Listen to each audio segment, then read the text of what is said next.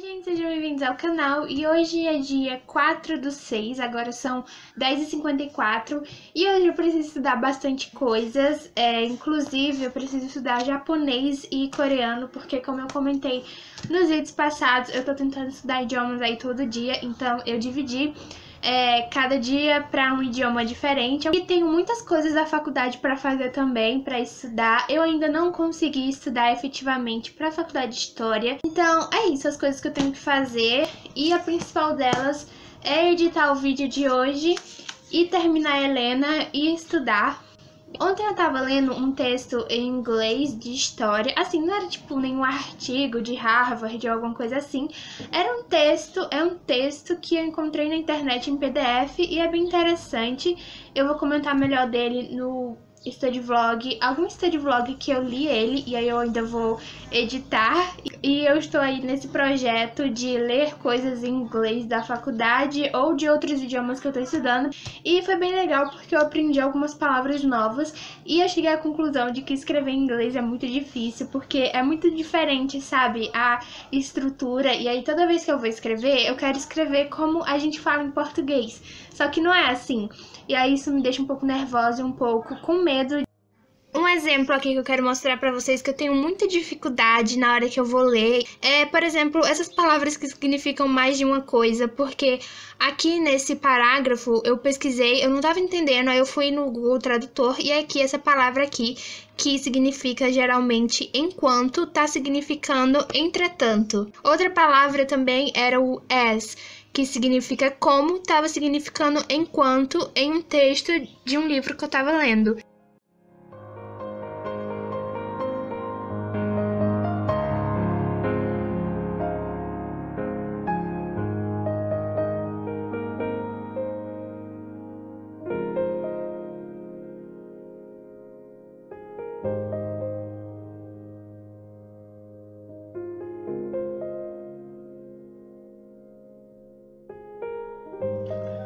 Eu não tô entendendo nada do que esse texto tá falando. Eu pensei que ia ser bem mais fácil estudar com essa apostila aqui do que com um livro normal, porém não está sendo. O texto começou falando aqui sobre o que é história.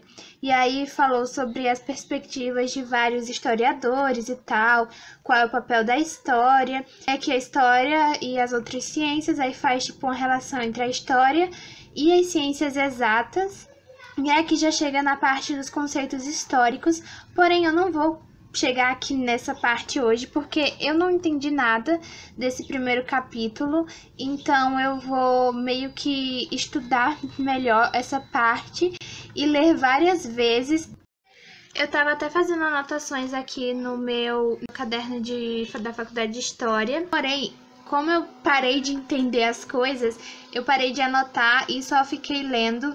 Então eu vou terminar de ler aqui esse PDF, as últimas partes que faltam da seção 1.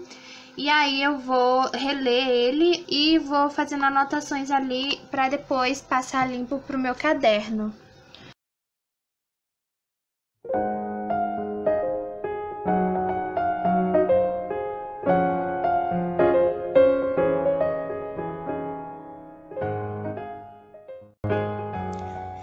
Então, esse aí era o dia 7/6 e, obviamente, já faz muito tempo porque eu estou editando esse vídeo dia 11/7. Então, eu não lembro se eu estudei alguma coisa depois e eu não gravei, ou se eu gravei e eu perdi os vídeos. E no dia 7, eu praticamente acho que só organizei as minhas coisas porque elas estavam uma bagunça, atualmente também estão. E eu preciso separar um dia para organizar novamente. Mas esse aí foi o dia da faxina, de tirar todos os livros da estante, tirar todos os papéis da gaveta e limpar e reorganizar.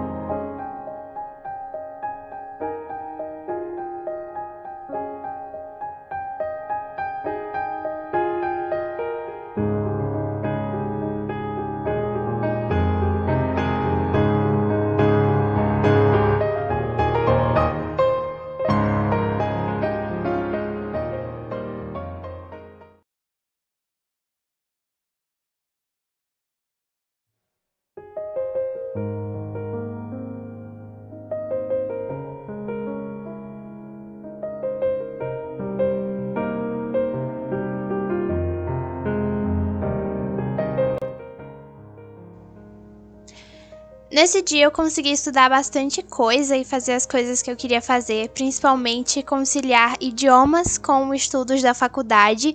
E nos dias em que eu tenho que estudar para a faculdade de letras, história e idioma, é um pouquinho complicado, mas é uma coisa que eu estou tentando controlar ultimamente.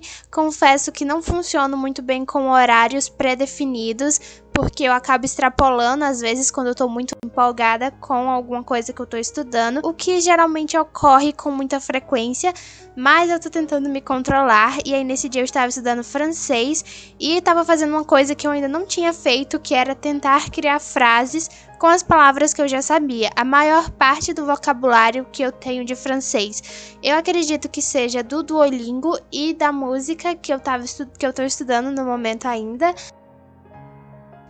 E também com o vocabulário da cozinha que eu estou estudando, porque no study vlog passado eu comentei que eu tô misturando os vocabulários e praticamente estudando o mesmo vocabulário nos 4 idiomas que eu estudo, né, que é francês, inglês, japonês e coreano.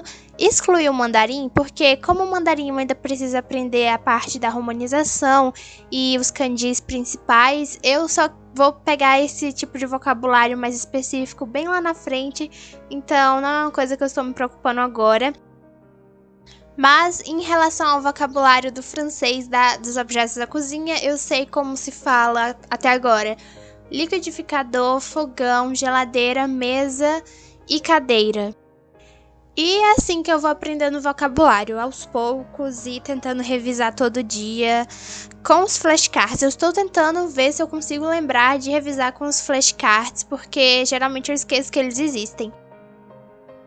O R do francês é uma coisa muito complicada também, porque às vezes eu acho que eu estou exagerando e às vezes eu acho que ele tá um pouco fraco. Então é uma questão também que eu tenho que pesquisar mais e ver como é que eu faço pra tentar melhorar um pouco a minha pronúncia.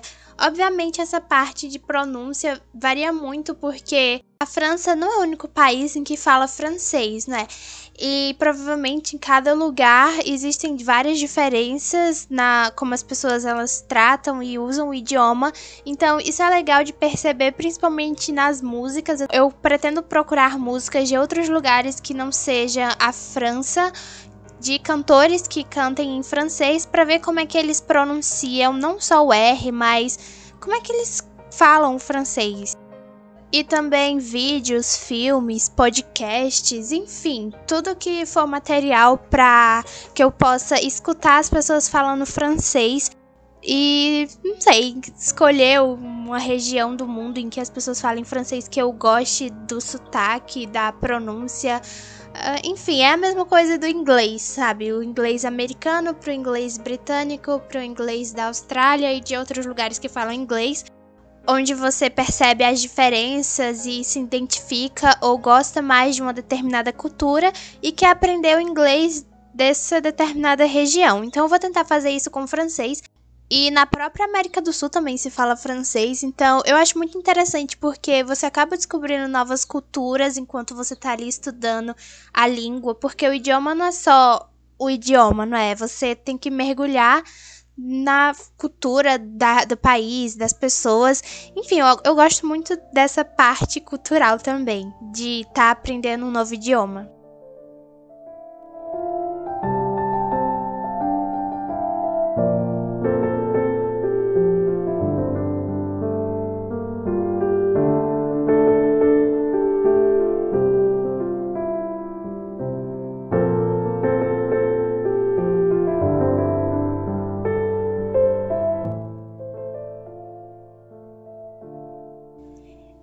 E falando em idiomas, aí eu tava estudando para a Faculdade de Letras, para minha matéria de Gramática Histórica da Língua Inglesa, que já acabou inclusive, porém eu não consegui concluir todos os conteúdos, então eu vou ter que arrumar um tempo aí na rotina, em algum dia da semana, para incluir os estudos de Gramática Histórica. Eu ainda estou tentando ver como é que eu me organizo para estudar todas as unidades do meu livro didático e conseguir estudar tudo e aprender tudo, que não dá, eu sei que não dá, mas eu tento, porém não consigo.